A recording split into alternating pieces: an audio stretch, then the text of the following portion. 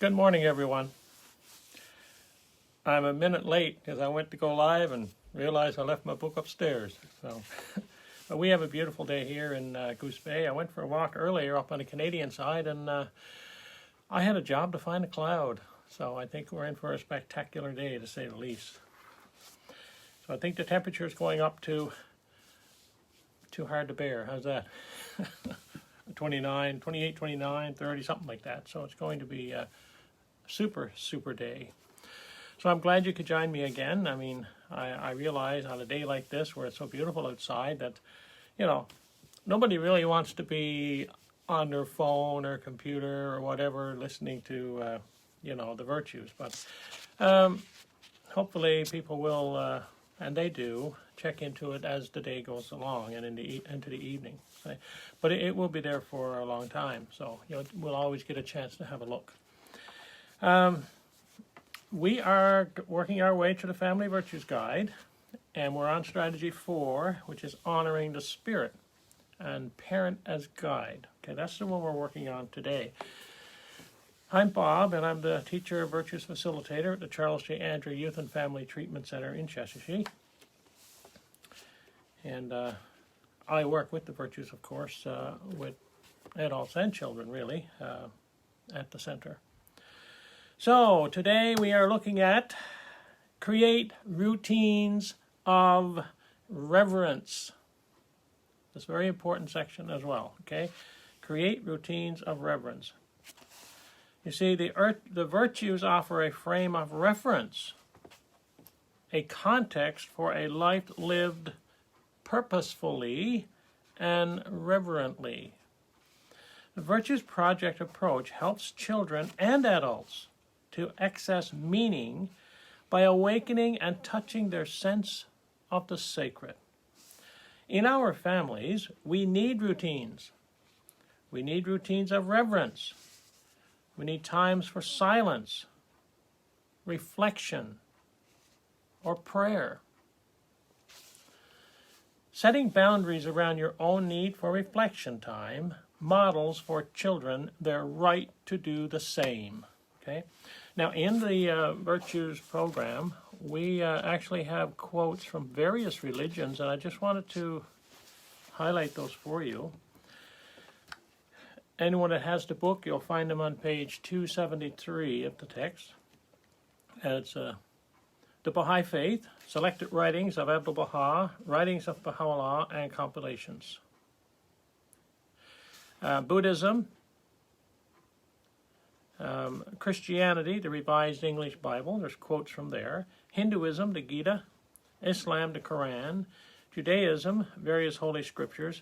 And Zoroastrianism, Yasna, their holy book. Okay, so these are the quotes from the various, will be from the various religions. And so having a special time for the family to experience reverence together is also very powerful. A sharing circle is one way to experience reverence as a family. Read a passage or a quotation from one of the holy books, which of course is cited in that section I just read for you, the different religions. Or read something brief from an inspirational source, followed by 5 to 10 minutes of silence, closed eyes meditation. Now, people say, well, why should I meditate? Why should I pray? Like, what's the purpose behind this, right? Now, you don't have to believe in God, of course, to do the Virtues program. It helps, but you don't have to. But I believe, in our society, certainly in Newfoundland, Labrador, and maybe in Canada, do believe in a religion of some sort and, and God. So I just want to point out here, when it talks about prayer meditation, there's a quote from the Baha'i Faith, from Baha'u'llah, the prophet founder of the Baha'i Faith, and here's what he says. He says, "Love me, that I may love thee. If thou lovest me not, my love in no wise can reach thee." Now, later on, it talks about the love of God being rain. Rain falls on everybody. But in order to get the rain, you kind of have to put your hands out and provide a space for it. Well, think about it this way. Boyfriend, girlfriend. The boy is head over heels in love with the girl, but the girl has no interest in the boy. So she turns away from him. Doesn't matter how much he loves her, his love is not going to reach her because she's turned away from him. So, Baha'u'llah says, love me that I may love thee. He's saying, you have to turn to God. You have to turn to the manifestation. You have to, and this is the purpose of prayer. So when you pray, you are turning towards God. When you turn towards God, then that's how his love can reach you. So when we talk about this in the Virtues program, of course, that's why you have the special time for reverence. You know, you have to have a reason, I suppose, as to why you do some things, you know. Makes sense.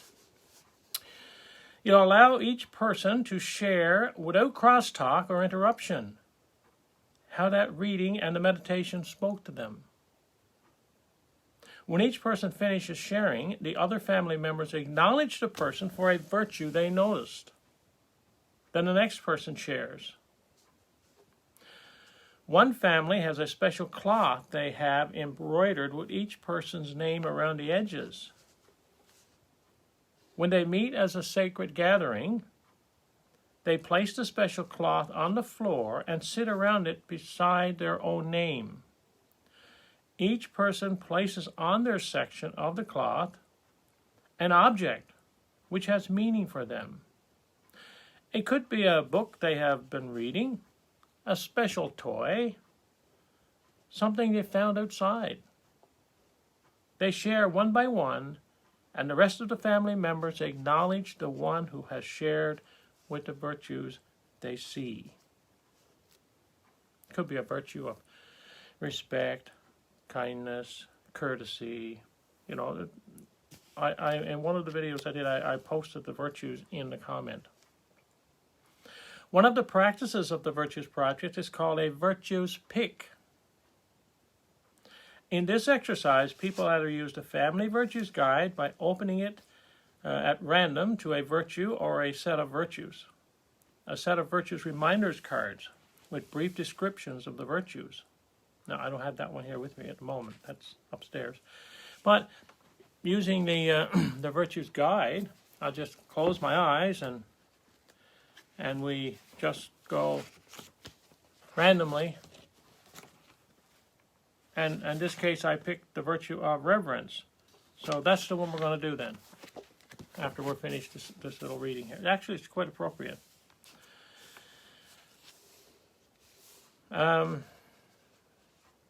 After blind picking a virtue, each person reads or has the virtue read for them, shares with the group what is happening or how they feel that day, and then how the virtue speaks to them at this time. What gift is in it for them? We do this at the center. After the sharing, during which the group has been silently present to the individual, they give virtues acknowledgments to the person. So that's creating routines of reverence, sacredness. Now, mark special times with special rituals. Children are natural mystics. They value ceremony and personal ritual as much or more than adults do. We all need to celebrate the mysterious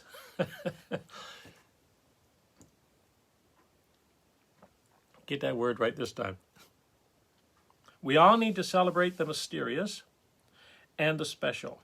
When a young woman first menstruates, in some cultures she is given a special dress worn by her ancestors, or a special piece of jewelry. Taking your daughter out for dinner and giving her a necklace and necklace you have been keeping for this occasion tells her that it is a meaningful and special that she has become a woman.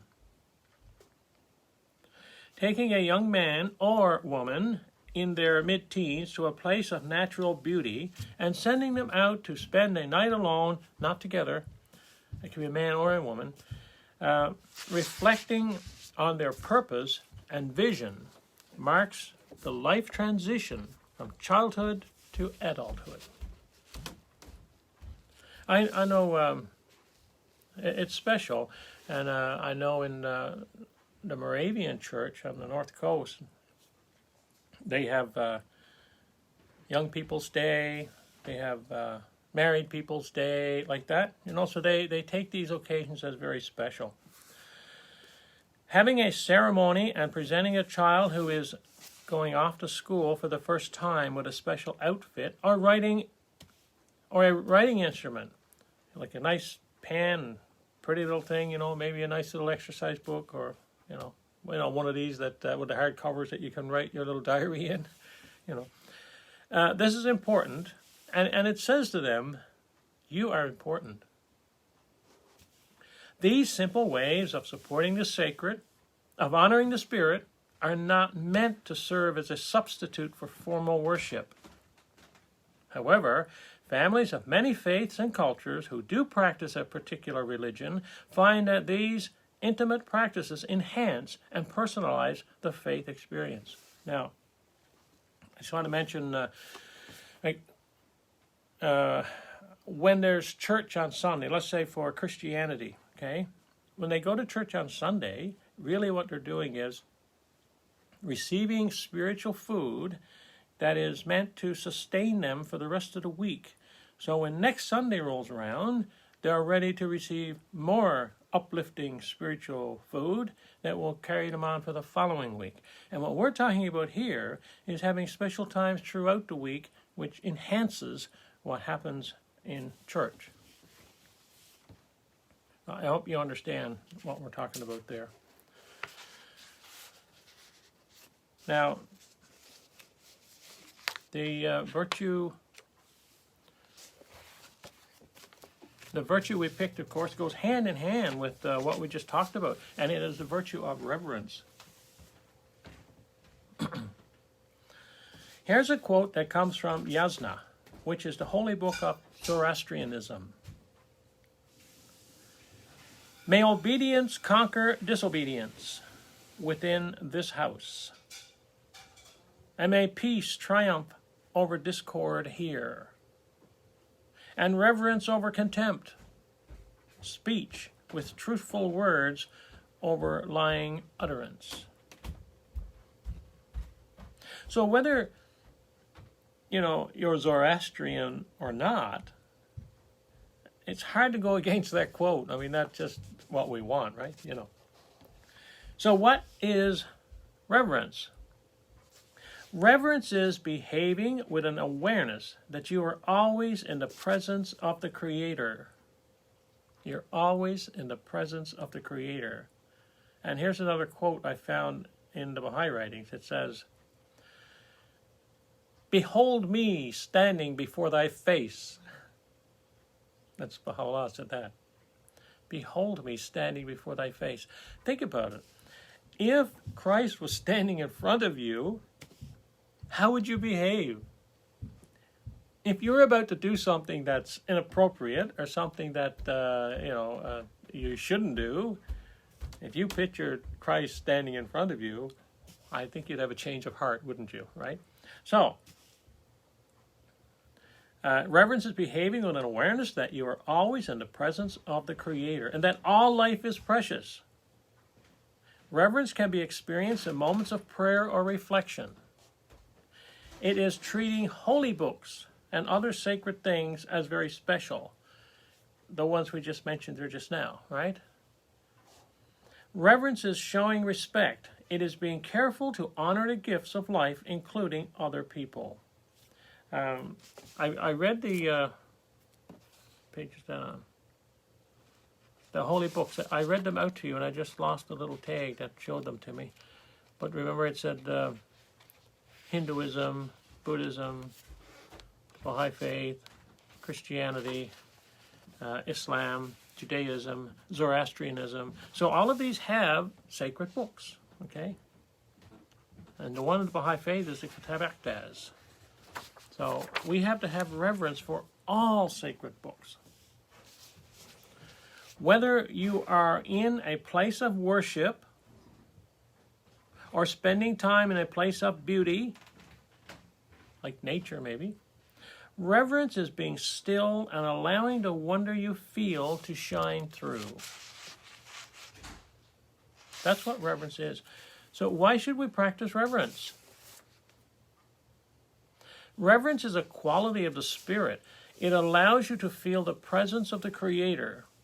If you don't treat things which are sacred to you as they deserve, then the most important things become the same as the most ordinary things.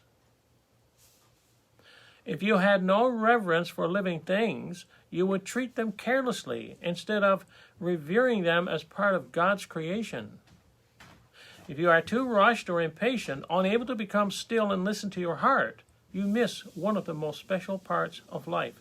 Now it says here, revering everything, all life, all living things as part of God's creation.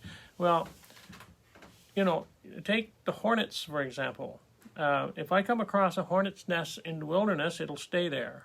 But when I find a hornet's nest under my step or up on the eave of the house, when my grandchildren are coming around, if they poke it with a stick, and they might, or if they throw a rock at it, those hornets are going to come after them and sting them. So, yes, I have reverence for all life, but when they're endangering, then I have to do something about it. So I had to remove those hornets' nests. And unfortunately, I don't think any of them survived. So, God's love is like rain. It falls everywhere. We just mentioned that one. But it can only be received if you hold out your hands and create a space to receive it. Reverence allows you to feel God's love. And that's where I mentioned that quote. Love me that I may love thee. If thou lovest me not, my love in no wise can reach thee. It's like the sun shines on everything. But if you're in the basement, like I am right now, the sun can't reach me. So you kind of have to turn to God in prayer and meditation. And then his love reaches you. So how do you practice reverence? Reverence can be practiced in times of prayer, meditation, or communion. Everyone needs regular time for reflection. Everyone. It is the best way for each of us to hear the wisdom which comes from deep inside. Reverence is choosing not to think of anything else. You concentrate your whole being on the sacredness of the moment. Reverence allows you to listen to your heart. So when you're meditating and you're silent, and praying, picture yourself meditating. You're quiet, it's silent, your eyes are closed, and you're thinking about that bill you owe to so-and-so, or you're thinking about what you're going to buy at the co-op today, those kinds of things. Well, what it's saying is, try to shut all of that out of your mind. Have a blank mind. You ever try to think of nothing? Just sit there and be quiet and brush everything out of your mind? It's very difficult. But if you practice, it gets easier and easier. And then, you can focus on the sacred. Reverence is an attitude of deep respect for living things. There we go back to the hornet's nest again. It is taking responsibility by caring for the earth and all the gifts you receive from it, doing your part to keep it clean and healthy. Reverence comes when you allow yourself to experience beauty. Giving yourself time to enjoy the wonder of nature is one of the best ways to feel your own reverence. So that's how you practice it. Again, what a lovely virtue. I hope you get the book. I hope you're able to go back and read some of this stuff as time goes on. Of course, you can always go back and listen to my videos. So here's the signs of success. So congratulations. You are practicing reverence when you have an attitude of deep respect toward all living things. You know the mosquito? People hate the mosquito, right? But if all the mosquitoes in the world were to disappear, so would those beautiful small little birds that feed on them. You are practicing reverence when you have a regular practice of reflection or prayer. When you treat sacred things with special care. when you act as if you are in the presence of the Creator, when you do your part to care for the earth. You're also practicing reverence when you spend time in the beauty of nature. Isn't that amazing? Spending time in the beauty of nature. And I know Aboriginal people, Native people, do have a lot of respect for nature, to say the least, and like to spend their time there. And so do I. Anyway, here's an affirmation. I am practicing reverence. I take time today to be still, to reflect, and to listen to my heart. I act with respect toward all living things. I have a quote from Sacred Moments, by Lindley Cadwell Popoff, the same person that wrote the Family Virtues Guide. Now, I have to read this one because I like the idea here. Just listen to what it says. If I worship thee for fear of hell, then burn me in hell. And if I worship thee for hope of heaven, exclude me thence. But if I worship thee for thine own sake, withhold not from me thine eternal beauty. Rabia the Mystic. It's like saying to me, are you behaving yourself because you're afraid your mother's going to hit you with a broom handle on the head? Or are you behaving yourself out of the respect you have for her? Are you behaving yourself because you know you're going to get 5 cookies a day and 2 chunks of cake? Or are you behaving yourself out of respect for your mom? And that's what this is saying to me, right? If I'm honoring my mother if I'm loving my mother because she's going to give me all those cookies and cake, then don't give me the cookies and cake. If I'm honoring her because I'm afraid I'm going to get hit with a broom handle, then hit me with a broom handle. But if I'm honoring her and respecting her because of the love and respect I have for her, then allow me to have my piece of cake and that kind of thing. So that's what this is saying to me. So I really love that particular quote. So anyway, that's our little study of the Family Virtues Guide today, I guess, and our Virtues Pick of Reverence. I hope you enjoyed it, and I'll be back again on Wednesday, probably 11 o'clock again, but if it changes, I'll certainly let you know. 11 o'clock today certainly seems to be a little more convenient for me as well, since I had to be elsewhere. So I was hoping I would get back, in time, and I did. So thank you very much for being with me. I appreciate it. I hope you got something out of it. And until Wednesday, take care. No viruses, please. And we'll talk to you then. So take care.